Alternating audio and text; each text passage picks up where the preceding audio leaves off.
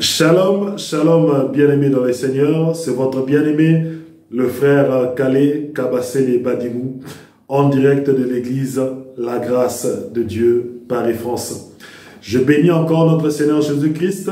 Je bénis encore son Père, notre Dieu Tout-Puissant, le Très-Haut, le Créateur du ciel et de la terre, d'avoir permis à ce que nous puissions encore nous retrouver aujourd'hui, le 1er janvier 2023.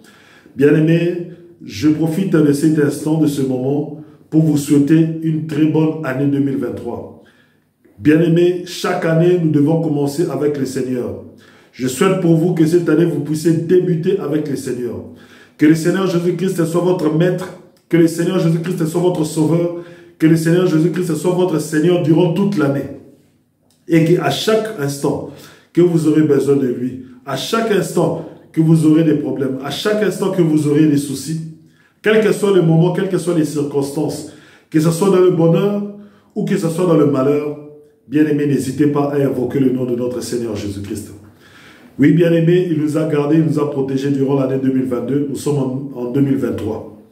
Mais en ce qui nous concerne dans notre prédication, nous sommes toujours dans l'année de la grâce. L'année de la grâce a été proclamée le jour où notre Seigneur Jésus-Christ est entré dans la synagogue. Dans Luc chapitre 4, à partir du verset 16. Oui, bien-aimés, l'année peut changer, 2021, 2022, 2023, 2024, ainsi de suite. Mais l'année de la grâce est toujours en cours. L'année de la grâce est toujours de vigueur. L'année de la grâce est toujours d'actualité. Prenons tous la parole de Dieu.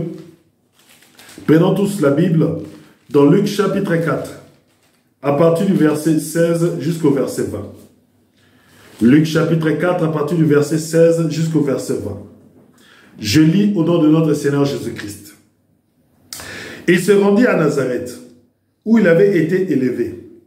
Et selon sa coutume, il entra dans la synagogue le jour du sabbat.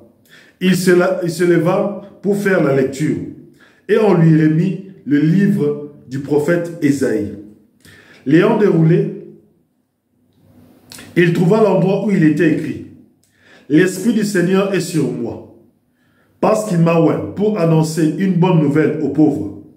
Il m'a envoyé pour guérir ceux qui ont le cœur brisé, pour proclamer aux captifs la délivrance, et aux aveugles le recouvrement de la vue, pour renvoyer libres les opprimés, pour publier une année de grâce du Seigneur. Ensuite, il roula le livre, le remit au serviteur et s'assit. Tous ceux qui se trouvaient dans la synagogue avaient le regard fixé sur lui. Alors il commença à leur dire: Aujourd'hui, cette parole de l'Écriture que vous venez d'entendre est accomplie. Alléluia. Lorsque le Seigneur Jésus-Christ est entré dans la synagogue, il a lu le livre du prophète Ésaïe. Et lorsqu'il a lu le livre du prophète Ésaïe, il est tombé sur la parole qui disait: L'Esprit du Seigneur est sur moi, il m'a oint. Et lorsqu'il lisait, à la fin il a dit: pour proclamer une année de grâce du Seigneur. Bien-aimés dans le Seigneur, c'est cette année de grâce que nous continuons à proclamer. C'est cette année de grâce que nous continuons à annoncer. Parce que l'année de grâce est une année de bonnes nouvelles. Est une année où les gens vont entendre la bonne nouvelle, la repentance, la délivrance. Une année de délivrance pour ceux qui sont captifs. La bonne nouvelle aux pauvres. Bien-aimés, cette année-là est toujours de vigueur. C'est pour cela, bien-aimés, tu peux passer en 2021, tu peux passer en 2022, en 2023, 2024, jusqu'en 2030. Bien-aimés, l'année de grâce est toujours de vigueur. Elle sera toujours proclamée. Tant que le Seigneur Jésus-Christ n'est pas encore rentré, tant que le Seigneur Jésus-Christ, le Fils de Dieu, n'est pas encore revenu nous reprendre, prendre son église, afin que nous puissions être avec lui, bien-aimés, l'année de grâce est toujours de vigueur. Remettons cet enseignement entre les mains du Saint-Esprit. Père Tout-Puissant, Père éternel, nous te rendons grâce. Nous te disons encore merci pour le souffle de vie. Parce que tu nous as gardés, tu nous as protégés durant toute l'année 2022. Aujourd'hui, nous sommes le 1er janvier 2023. Nous sommes encore là, Père, en train de prêcher la bonne nouvelle. La nouvelle de l'année de la grâce. Père, que ton Esprit Saint nous conduise, que ton Esprit Saint nous guide, que ton Esprit Saint nous donne la force, le courage, durant cette année 2023, de continuer toujours de proclamer la bonne nouvelle. Que les cœurs puissent être touchés, que la repentance puisse se manifester. Car un cœur qui se répand est un cœur qui est sauvé, est un cœur qui revient à toi.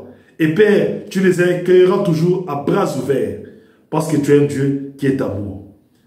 Nous te glorifions, nous te magnifions, nous t'élevons. Au nom de notre Seigneur Jésus-Christ, ton Fils unique, j'ai ainsi prié. Amen, amen, amen. Bien-aimés, nous continuons toujours notre enseignement de l'œuvre de la rédemption. Et nous continuons toujours la doctrine du Père et du Fils. Bien-aimés, nous entrons dans un sous-thème qui est aujourd'hui très important, très capital. Pourquoi je dis très important et très capital? Parce que beaucoup de gens cherchent l'amour. Vous savez, lorsque nous avons commencé ce sous-thème de la doctrine du Père et de la doctrine du Fils, nous avons parlé de l'amour de Dieu envers les hommes. Jean chapitre 3 verset 16 dit ceci: que Dieu a tant aimé le monde qu'il a envoyé son Fils unique afin que quiconque croit en lui ne périsse point. Et j'aimerais aujourd'hui, à travers ce sous-thème, que nous puissions nous attarder sur ce qu'est l'amour de Dieu. Qu'est-ce que cela signifie? Dieu a tant aimé le monde qu'il a donné son Fils. Lorsque nous disons que Dieu est amour, qu'est-ce que cela signifie?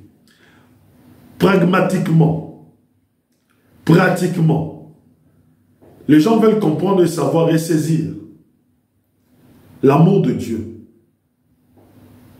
Pratiquement dans ma vie, comment est-ce que ça se manifeste? Parce que je vais plus m'attarder sur la manifestation de l'amour de Dieu. Et pour que vous puissiez saisir et comprendre la manifestation de l'amour de Dieu, nous devons prendre des exemples de la Bible. Nous devons prendre des exemples de la parole de Dieu, afin que vous puissiez comprendre et saisir ce que l'amour de Dieu implique dans notre vie de chaque jour. Comment est-ce que l'amour de Dieu se manifeste dans notre vie de chaque jour? Alléluia. Et aujourd'hui, j'ai choisi une parabole dans Luc chapitre 15, à partir du premier verset jusqu'au verset 32. Prenons Luc chapitre 15, à partir du premier verset jusqu'au verset 32. Bien aimé, je vais essayer de vous expliquer, de vous faire comprendre, de vous faire saisir comment est-ce que l'amour de Dieu se manifeste dans notre vie. J'aimerais que vous puissiez comprendre quelles sont les erreurs des êtres humains. Quelle est l'erreur d'Adam? Quelle est l'erreur de l'être humain? Quelle est votre erreur que vous faites chaque jour, que vous faites chaque mois, que vous faites chaque année? Et dans l'erreur que vous faites, comment est-ce que Dieu vous amène à la repentance? Et comment est-ce que Dieu vous manifeste son amour? Alléluia. Il est très important. Quelqu'un qui veut recevoir de l'amour, quelqu'un qui veut ressentir l'amour, il faut que l'amour se manifeste à lui. Il faut que l'amour se présente à lui. Il faut qu'il voit en pratique. Il faut qu'il arrive à saisir, qu'il dise que ce qui se passe ici, c'est la manifestation de l'amour de Dieu dans ma vie. Et quand quelqu'un saisit la manifestation de l'amour de Dieu dans sa vie, il pourra automatiquement la saisir. Il pourra automatiquement la mettre dans son cœur. Et quelqu'un qui reçoit un amour est dans la paix, est dans la joie, et dans le bonheur. C'est pour cela, bien aimé, prenons Luc chapitre 15 à partir du premier verset. Je lis au nom de notre Seigneur Jésus-Christ. Tous les publicains et les gens de mauvaise vie s'approchèrent de Jésus pour l'entendre. Et les pharisiens et les scribes murmurèrent, disant, « Cet homme accueille des gens de mauvaise vie et mange avec eux. » Nous allons un peu nous attarder, nous allons un peu nous limiter au premier verset jusqu'au troisième verset. Ils disent, la parole dit ceci. La parole dit, les publicains, les gens de mauvaise vie, les prostituées, les voleurs, les menteurs, les tueurs, les magiciens, les assassins, tous les gens de mauvaise vie, tous les gens qui ont les mauvaises mœurs, les homosexuels, les lesbiennes, ceux qui ont les transgenres, les pédophiles, les zoophiles, tous ces gens-là de mauvaises mœurs, tous ces gens-là de mauvaise vie, les efféminés, tous ces gens-là de mauvaise vie s'approchèrent de Jésus-Christ pour l'écouter. Alléluia. Bien-aimés, aujourd'hui, à l'heure où je vous parle, aujourd'hui, à l'heure où nous sommes là, vous écoutez la parole de Dieu. Il y a ceux qui sont déjà convertis, il y a ceux qui ont déjà accepté Jésus-Christ dans leur vie, mais il y a aussi ceux qui n'ont pas encore accepté Jésus-Christ dans leur vie. Il y a des gens de mauvaise vie qui m'écoutent. Il y a des gens de mauvaise vie qui me regardent. Il y a des féticheurs. Il y a des gens qui sont dans la magie. Il y a des gens qui sont dans la scientologie. Il y a des gens qui sont dans le fétichisme. Il y a des gens qui sont de ceux qui racontent la bonne aventure. Il y a des gens qui font la divination, qui invoquent le mort, qui m'écoutent en cet instant. Et à l'époque de Jésus-Christ, ces gens-là aussi étaient là et sont venus spécialement écouter Jésus-Christ. Mais ce qui s'était passé, c'était quoi? C'est que les pharisiens, c'est que les sadducéens, les sacrificateurs, les juifs n'étaient pas contents. Ils n'étaient pas contents. Ils disaient, mais les gens de mauvaise vie viennent à Jésus-Christ. Ces gens-là sont en train de boire avec lui. Ces gens-là sont en train de manger avec lui. Ces gens-là sont en train de s'asseoir tout autour de lui et de l'écouter. Et les pharisiens, les gens, les juifs, les sadducéens et les sacrificateurs trouvaient ça anormal. Ils commençaient à murmurer. Mais Jésus-Christ connaissant leurs pensées, Jésus-Christ saisissant leurs pensées, il a dit, mais pourquoi est-ce que ces gens murmurent? Or, pour que je puisse leur faire comprendre ce qui se passe ici, pourquoi est-ce que ces gens-là de mauvaise vie viennent? Pourquoi est-ce que ces homosexuels viennent écouter la parole? Pourquoi est-ce que ces lesbiennes viennent écouter la parole? Pourquoi est-ce que ces efféminés viennent écouter la parole? Pourquoi est-ce que ces gens de mauvaise vie, pourquoi est-ce que ces voleurs, pourquoi est-ce que ces tueurs, pourquoi est-ce que ces assassins viennent écouter la bonne nouvelle? Je leur donnais une parabole. Alléluia. C'est ça qui se passe dans la société. La société aujourd'hui est une société qui veut éliminer les gens, qui veut chasser les gens. On appelle ça la bien-pensance. La société bien-pensante. C'est-à-dire que comme quelqu'un est dans le mal, il ne peut pas le fréquenter. C'est-à-dire qu'il ne peut pas être avec lui. Tu ne peux pas le voir avec lui. Voilà la discrimination réelle qui se passe dans la société. Alléluia. Mais chez notre Seigneur Jésus-Christ ne discrimine personne. Dans notre Seigneur Jésus-Christ, dans notre vie de chrétien, dans notre vie de disciples de Christ, nous ne discriminons personne. Que tu sois croyant ou que tu ne sois pas croyant, tu es le bienvenu pour écouter la parole de Dieu. Que tu sois lesbienne, que tu sois homosexuel, que tu sois vendeur de drogue, que tu sois efféminé, que tu sois dans la zoophilie, que tu sois dans la pédophilie, quelle que soit la catégorie de mauvaise vie que tu es, nous sommes là pour venir t'annoncer la bonne nouvelle. Et quand tu viens pour écouter la bonne nouvelle, nous t'accueillons et nous te faisons écouter la bonne nouvelle. Alléluia. La société discrimine. La société discrimine. La société ne veut pas te voir avec quelqu'un qui est pédophile. La société ne veut pas te voir avec quelqu'un qui est dans une mauvaise vie. Ça, c'est la société. Mais Christ à son époque, et aujourd'hui encore, nous qui prêchons la bonne nouvelle, nous qui prêchons la bonne nouvelle dans tout ce monde, bien aimé, quand tu es dans ce cas-là, quand tu es dans la mauvaise vie, bien aimé, n'hésite pas, viens. N'hésite pas, viens. Viens écouter la parole. Cette parole est pour toi. Tu vas comprendre cette parole, qu'elle est pour toi. Pourquoi? Parce que nous savons que tu es perdu. Or, celui qui revient pour écouter la parole de Dieu, celui qui est là cet après-midi pour écouter la parole de Dieu, que tu sois un disciple de Christ, que tu sois quelqu'un qui n'a pas encore accepté Christ dans sa vie, nous sommes là. Viens et écoute la parole. Nous n'allons pas te chasser, nous n'allons pas te discriminer, mais nous serons là pour t'annoncer la bonne nouvelle. Parce que nous savons que tu es captif.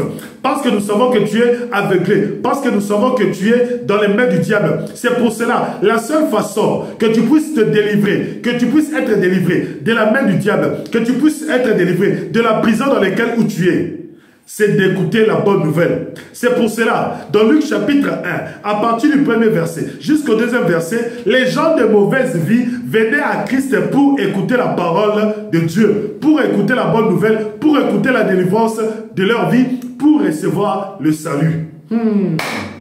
Alléluia. Bien-aimés, nous ne discriminons personne. Nous ne discriminons personne. L'essentiel que tu viennes, que tu puisses écouter la parole de salut. Maintenant, quand les pharisiens commençaient à murmurer, quand les pharisiens commençaient à dire non, Jésus-Christ est en train de fréquenter les gens de mauvaise vie. Nous sommes saints. Nous ne pouvons pas fréquenter les gens qui sont impurs. Nous avons la sainteté en nous. Nous ne pouvons pas nous approcher, ni manger avec des prostituées, ni manger avec des pédophiles, ni manger avec des zoophiles, ni manger avec des homosexuels, ni manger avec des lesbiennes. Les Juifs faisaient ça. Parce que la loi le disait. La loi disait que tu ne peux pas être à côté de quelqu'un qui est impur. Tu ne peux pas être à côté de quelqu'un qui est impur. Là, c'est la loi de Moïse. Là c'est la loi de Moïse qui le dit. C'est-à-dire que même quand une prostituée s'approchait et voulait toucher un juif qui connaissait la loi de Moïse, ces juifs-là ne pouvaient pas être à côté d'elle. Alléluia. La loi de Moïse fait la différence entre ceux qui sont juifs et ceux qui sont non-juifs. Fait la différence entre ceux qui sont saints et ceux qui sont impurs. Voilà ce que fait la loi de Moïse. La loi de Moïse sépare. Mais la bonne nouvelle c'est quoi? C'est que Jésus-Christ était en train de prêcher la bonne nouvelle pour que les gens viennent. Ceux qui sont impurs doivent venir afin qu'ils soient sanctifiés par la parole. Alléluia.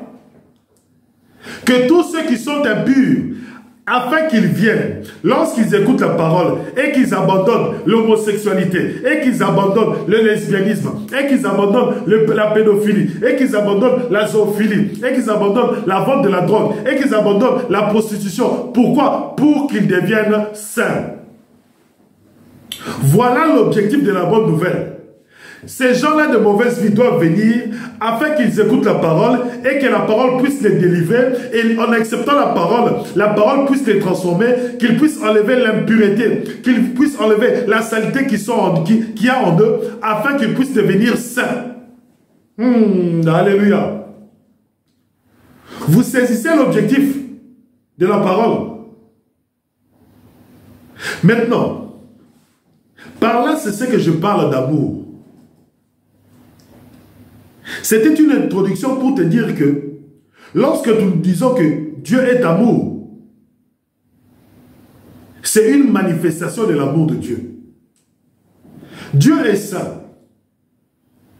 Dieu est saint. C'est-à-dire que Dieu ne tolère pas le péché. Dieu n'aime pas le péché. Mais lorsqu'il regarde l'être humain, il voit que l'être humain est enchaîné par le diable. L'être humain est dans les griffes du diable. L'être humain est enchaîné dans le péché. L'être humain est captif du péché. La seule façon que Dieu peut manifester son amour, c'est qu'il puisse envoyer quelqu'un, qu'il puisse parler de la bonne nouvelle. Parce que même le pécheur lui-même, là où il est, il sait qu'il ne peut pas s'approcher de Dieu parce que Dieu est saint. Même le vendeur de drogue lui-même, il sait que Dieu est saint, je ne peux pas m'approcher de lui. Le pédophile, le zoophile, l'homosexuel, les lesbiennes, les bandits, les assassins. Ce qu'ils remarquent, c'est quoi? C'est que la société les rejette. Mais Christ ne rejette personne. Tu es homosexuel, viens, écoute la parole, afin que l'homosexualité quitte dans ta vie. Tu es lesbienne, viens, afin que le lesbianisme quitte dans ta vie. Jésus-Christ n'était pas entouré d'eux pour qu'ils puissent prendre leur nature. Non, Jésus-Christ était entouré d'eux pour qu'ils puissent leur annoncer la bonne nouvelle, pour que ce péché puisse quitter leur vie, pour qu'ils soient délivrés du péché. Voilà comment est-ce que la manifestation de l'amour de Dieu se montre dans notre vie. Bien-aimés, l'amour de Dieu se manifeste aussi par une parabole. Prenons Luc chapitre 15, à partir du verset 11. Luc chapitre 15, à partir du verset 11. Il dit encore, un homme avait 2 fils. Le plus jeune dit à son père, mon père, donne-moi la part de bien qui doit me revenir. Et le père leur partagea son bien. Peu de jours après, le plus jeune fils, ayant tout ramassé, partit pour un pays lointain, où il dissipa son bien en vivant dans la débauche. Lorsqu'il eut tout dépensé, une grande famille survint dans ce pays. Et il commença à se trouver dans le besoin. Et il alla se mettre au service d'un habitant du pays, qu'il envoya dans ses champs garder les pourceaux.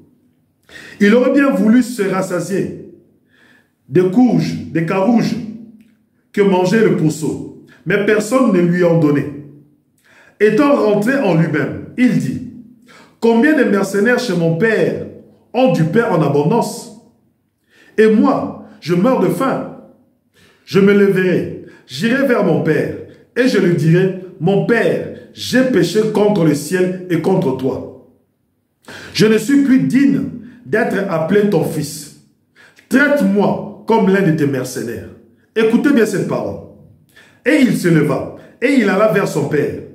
Comme il était encore loin, son père le vit et fut ému de compassion. Il courut se jeter à son cou et le baisa. Le fils lui dit, mon père, j'ai péché contre le ciel et contre toi. Je ne suis plus digne d'être appelé ton fils.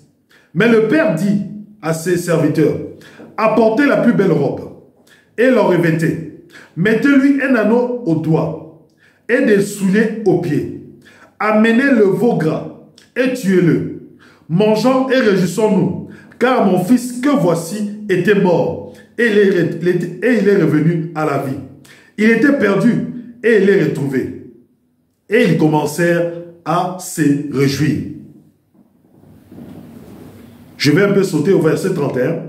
Mon enfant, lui dit le père, tu es toujours avec moi et tout ce que j'ai est à toi. Mais il fallait bien s'égayer et se réjouir, parce que ton frère que voici était mort et qu'il est revenu à la vie, parce qu'il était perdu et qu'il est retrouvé.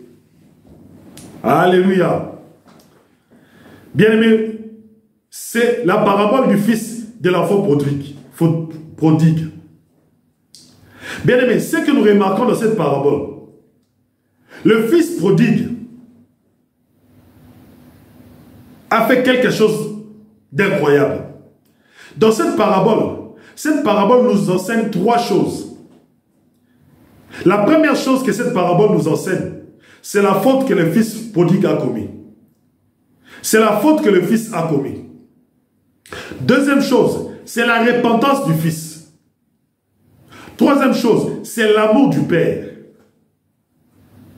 Cette parabole nous enseigne 3 choses. La faute, le péché du fils, la repentance du fils et l'amour du père. Vous allez voir comment est-ce que la faute, la repentance du Fils se manifeste. Et vous allez voir comment est-ce que l'amour du Père se manifeste envers celui qui a commis une faute. Envers celui qui s'est repenti. Première des choses. Le Fils, tout d'un coup, comme ça, d'un matin, il décide de demander sa part d'héritage. Or, cela ne se fait pas. La part d'héritage, cela ne se fait pas. Tu ne peux pas de toi-même du matin, comme ça, se te lever, dire à ton père, moi je veux ma part d'héritage, moi je veux ma part du bien. Ton père est encore vivant. Cela ne se fait pas. Devant le Père, cela ne se fait pas. Et devant Dieu, Dieu n'accepte pas ça. L'héritage se donne toujours à la mort du Père. Tant que le Père est vivant, l'héritage ne peut pas être demandé. Tant que le Père est vivant, l'héritage ne peut pas être réclamé. Tant que le Père est vivant, l'héritage ne peut pas être donné. Parce que le Père est vivant. Et le Fils a demandé sa part d'héritage. Et lorsqu'il a demandé sa part d'héritage, c'est là que c'était sa faute.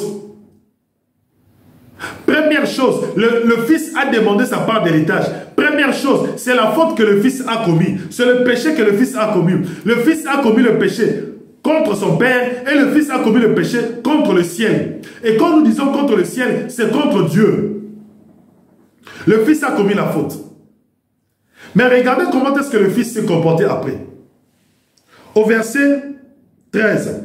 Peu de jours après, le plus jeune fils, ayant tout ramassé, partit pour un pays lointain, éloigné, où il dissipa son bien en vivant dans la débauche. Le fils a pris sa part d'héritage et il est parti loin pour dissiper ses biens. Mais regardez comment est-ce qu'il a dissipé ses biens. Il a dissipé ses biens dans la débauche. Il n'a pas dissipé ses biens en bâtissant quelque chose, en achetant une terre, en construisant une maison. Non, il a dissipé ses biens dans la débauche. C'est-à-dire qu'il ne faisait que boire. Il ne faisait que dissiper ses biens avec les prostituées. Il ne faisait que de mauvaises choses. Alléluia. C'est-à-dire qu'il était un fils qui était insensé. Bien-aimé, combien de fils aujourd'hui sont des insensés? Combien de fils aujourd'hui, le père est là, il regarde, il observe le fils, mais il dit que mais mon fils est un insensé. Comment est-ce qu'il peut se comporter dans la débauche? C'est-à-dire que le père ne sait même plus comprendre son propre fils. Il a dit, mais je l'ai éduqué d'une certaine manière. Je l'ai bien éduqué. Je l'ai éduqué dans la droiture. Je l'ai éduqué dans la justice. Je l'ai éduqué pour qu'il puisse travailler et qu'il puisse gagner sa vie par la sueur de son front. Mais regarde comment est-ce qu'il est en train de dissiper l'argent en vivant dans la débauche. Alléluia. Bien-aimé, combien de fois on va te dire d'arrêter la débauche? Combien de fois on va te dire d'arrêter l'ivrognerie, d'arrêter la cigarette, d'arrêter l'ambiance, d'arrêter la vie de boîte de nuit? Tu es en train de dissiper ta richesse, tu es en train de dissiper ta vie, tu es en train de dissiper tes biens. Aujourd'hui, combien de familles sont brisées à cause de l'alcool? Aujourd'hui, combien de familles sont brisées à cause de la débauche, à cause de l'adultère?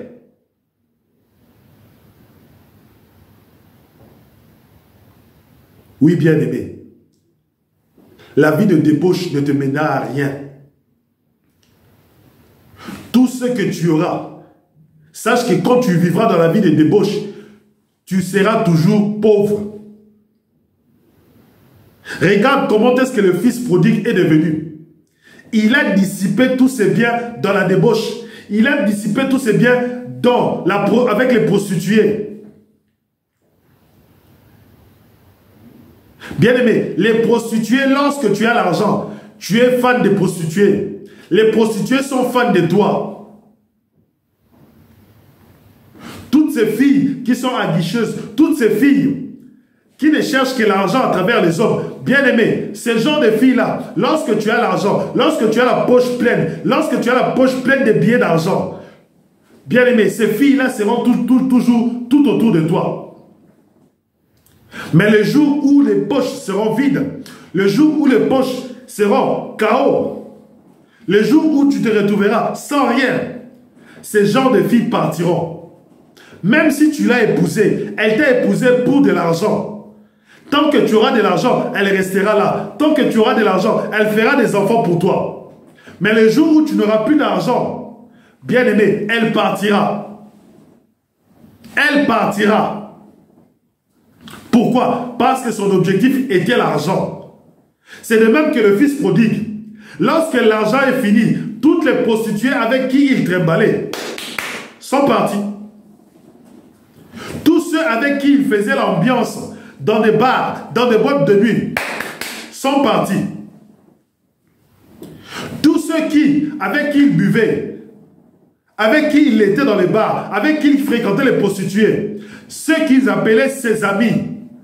Parce que bien aimé, quand tu fréquentes les bars, ceux avec qui tu bois, tu dis dans ton cœur, tu dis, ça ce sont mes amis. Ça ce sont mes amis, avec qui je bois, avec qui je fréquente des prostituées. Lui il a une prostituée, moi aussi j'ai une prostituée. Bien aimé, tant que vous avez l'argent, ce sont tes amis, tes amis de fortune, tes amis de route. Mais le jour où tu manqueras d'argent, bien aimé, ce sont les mêmes personnes qui te quitteront.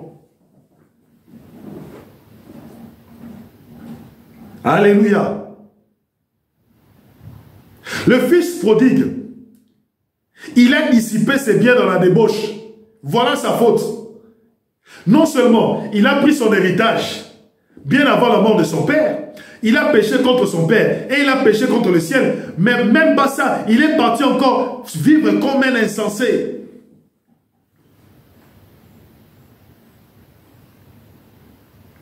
Bien aimé, combien de fois tu t'es marié? Aujourd'hui, on te voit avec Aline. Aujourd'hui, on te voit avec Sandra. Aujourd'hui, on te voit avec Marie. Demain, ainsi de suite. Tout le quartier, toute la famille te connaît changement de vitesse. Cette année, tu es avec X. L'autre année, tu es avec Y. L'autre année, tu es avec Y. Quand on remarque toutes les photos de ta vie, on voit que chaque année, il y a une femme qui change. Elle était noire, l'autre année, elle est blanche, l'autre année, elle est longue, l'autre année, elle est courte. Bien aimé, toute la famille sait que tu n'es pas quelqu'un de stable. C'est que le fils prodigue n'avait pas compris. Bien aimé, laissez-moi vous enseigner quelque chose. Le fils prodigue croyait que, comme il a pris tous ses biens, il sera stable. Non, bien aimé. Le père a bâti sa fortune. Le père a bâti tout ce qu'il a. Avec la sueur de son front. Il a dû être sage. Mais le fils n'était pas sage. Le fils a pris l'argent, le fils a pris l'héritage et il est parti dissiper. Voilà beaucoup de gens comment est-ce qu'ils s'amusent avec l'héritage des parents. Ils prennent l'héritage des parents au lieu qu'ils puissent bâtir, au lieu qu'ils puissent construire quelque chose de très important. Non, ils partent dans la débauche, ils partent dans l'ambiance.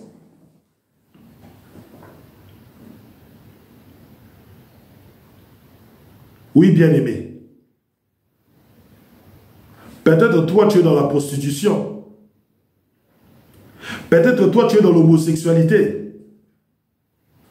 Parce que ton corps est le temple du Saint-Esprit. Ma soeur, tu es encore dans la pornographie, dans le lesbianisme. Mon frère, tu es encore dans la pédophilie. Tu es un violeur.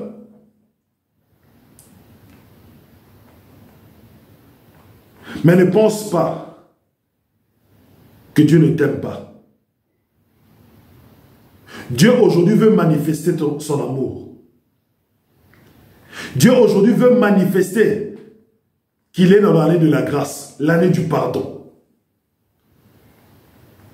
Dieu ne regarde pas ta faute. Mais il veut te dire, certes ta faute me déplaît, certes ta faute est un péché, mais mon amour pour toi, mon amour pour ta vie, mon amour pour que tu puisses changer, pour que tu puisses changer de vie, que tu puisses abandonner ce péché-là et que tu puisses venir dans le droit chemin, va couvrir et va effacer cette faute. L'amour de Dieu est plus grand que la faute. L'amour de Dieu est plus grand que ton péché. L'amour de Dieu est prêt à effacer, à faire disparaître le péché que tu commets. Tu es dans la pédophilie. Bien-aimé, l'amour de Dieu est là pour ça. Tu vis dans l'homosexualité. L'amour de Dieu est là pour ça. Mais pour que tu puisses atteindre l'amour de Dieu, il y a une chose que tu dois faire. Il y a une chose très importante que tu dois faire. Parce que là, tu as reconnu que tu es dans la faute. Tu as reconnu que tu vis mal devant Dieu. Tu as reconnu que tu vis loin de Dieu. Parce que le fils prodigue était loin. Tout ce qu'il faisait, c'était éloigné de Dieu. Était éloigné de son père. Sa vie de débauche, sa vie de perversité, sa vie de dissipation de son argent, sa vie d'homosexualité, de lesbianisme, de pédophilie, de viol, de vendeur de drogue, de menteur, d'assassin, de meurtrier, d'escroc. Il le faisait loin du Père. Mais pour qu'il puisse revenir au Père, il faut la repentance. Lisons la parole de Dieu. Luc chapitre 15 au verset 17. Étant entré en lui-même, il dit: combien de mercenaires chez mon père ont du pain et en abondance, et moi je meurs de faim. Je me lèverai, j'irai vers mon père, et je lui dirai: mon père, j'ai péché contre le ciel et contre toi. Je ne suis plus digne d'être appelé ton fils. Traite-moi comme l'un de tes mercenaires. Le fils au-dedans de lui-même, il est entré en lui-même. Bien-aimé, cet après-midi, tu dois entrer en toi-même. Tu dois revenir en toi-même. Tu dois t'asseoir, te dire que la vie que je mène n'est pas bonne. La vie de pédophilie n'est pas bonne. La vie de vendeur de drogue n'est pas bonne. La vie de menteur n'est pas bonne. La vie de prostituée n'est pas bonne. La vie d'homosexuel n'est pas bonne. La vie de lesbianisme n'est pas bonne. Toute la vie que je mène n'est pas une bonne vie.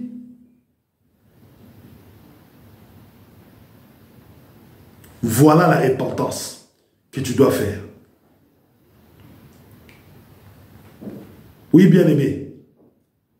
Le fils prodigue a dit: je me lèverai, j'irai vers mon père. Tous ceux qui étaient tout autour de Jésus-Christ voyaient le Père à travers Jésus-Christ. Alléluia. Tous ceux qui étaient autour de Jésus-Christ, la prostituée, le publicain, le menteur, l'adultère, tous ceux qui mangeaient et qui buvaient avec Jésus-Christ, tout autour de lui, voyaient le Père à travers Jésus-Christ, voyaient le Père à travers son Fils. C'est pour ça que vous voyez qu'ils se sont approchés de Jésus-Christ. Bien-aimé, approche-toi aujourd'hui de Jésus-Christ. Ce n'est pas le frère Calais que tu vois, mais celui que tu vois, c'est Christ. Et quand tu vois celui qui m'a envoyé, tu vois le Père. Bien-aimé, approche-toi de la parole. Sois tout autour de la parole. Maintenant, écoutez ce qui s'est passé. Regardez la réaction du Père. Toi qui te répands cet après-midi, toi qui te répands aujourd'hui, le 1er janvier 2023, si tu te répands aujourd'hui, toi qui t'es approché de cette bonne nouvelle, si tu te répands aujourd'hui, écoutez ce que le Père fera. Luc chapitre 15, à partir du verset 22. Non, à partir du verset 20. Et il se leva et il alla vers son père. Comme il était encore loin, son père le vit et fut ému de compassion.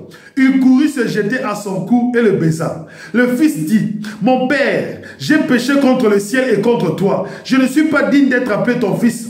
Mais le père dit à ses serviteurs, mais le père Mais le père dit à ses serviteurs, apportez la plus belle robe et l'en revêtez. Mettez-lui un anneau au doigt et des souliers aux pieds. Amenez le veau gras et tuez-les. Mangeons et réjouissons-nous, car mon fils que voici était mort et il est revenu à la vie. Il était perdu et il est retrouvé. Et ils commencèrent à se réjouir. Au lieu que le père te blâme, au lieu que le père blâme son fils, au lieu que le père dise, tu as dissipé mon héritage, tu as dissipé mon argent, tu as fait n'importe quoi de ta vie, tu as fait n'importe quoi de ton corps, tu as fait n'importe quoi avec l'ambiance, l'alcool, tu as dissipé mon argent avec les prostituées. Le père n'a pas dit ça. Le père n'a pas rappelé ses fautes. Oh, écoutez bien aimé. Le père n'a pas rappelé ses fautes à son fils.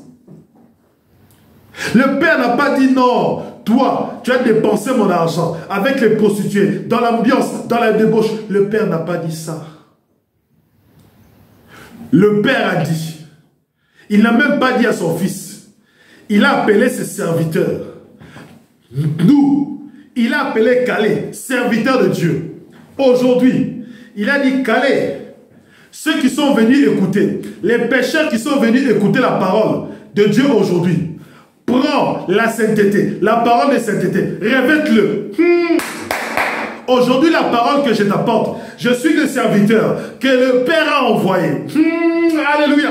Je suis le serviteur que le Père a envoyé pour te revêtir de l'habit de sainteté. C'est-à-dire enlever cet habit d'homosexualité, enlever cet habit de lesbianisme, enlever cet habit de prostituée, cet habit de péché, ce corps adamique, de l'enlever et de mettre le corps de Christ.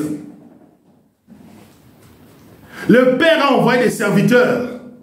Et ces serviteurs-là, c'est moi aujourd'hui qui te parle. Écoutez, apportez la plus belle robe et l'en revêtez. Mettez-lui un anneau au doigt et des souliers aux pieds. Bien-aimé dans le Seigneur, le Père me dit de te dire que si tu reconnais ta faute, si tu te répands et que tu reviens vers lui, tu dois revenir vers lui. Celui qui reconnaît sa faute va se repentir. Et celui qui va se repentir va se lever. C'est-à-dire qu'il va prendre une décision aujourd'hui de revenir vers le Père. Et quand tu reviendras vers le Père t'accueillera. Et le Père me dira, Calais, mon serviteur, prends la plus belle robe. Prends la plus belle robe que j'ai dans ma chambre. Prends la plus belle robe.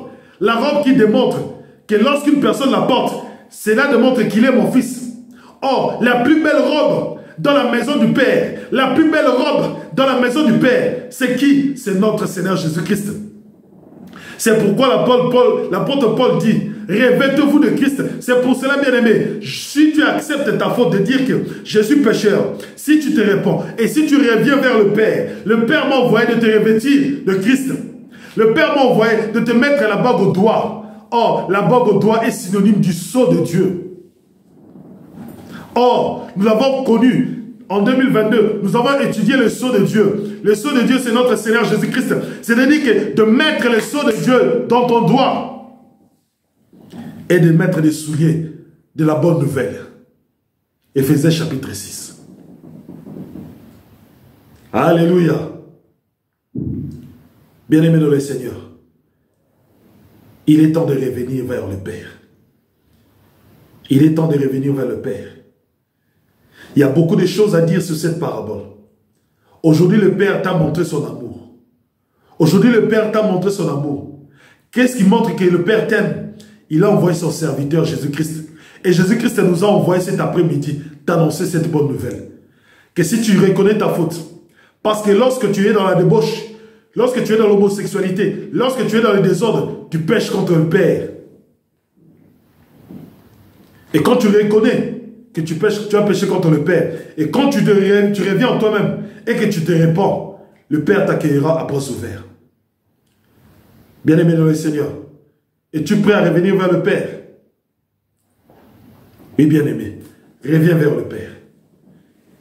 Afin que le Père enlève cet habit de péché, qu'il puisse te mettre l'habit de sainteté. Prions pour clôturer ce moment.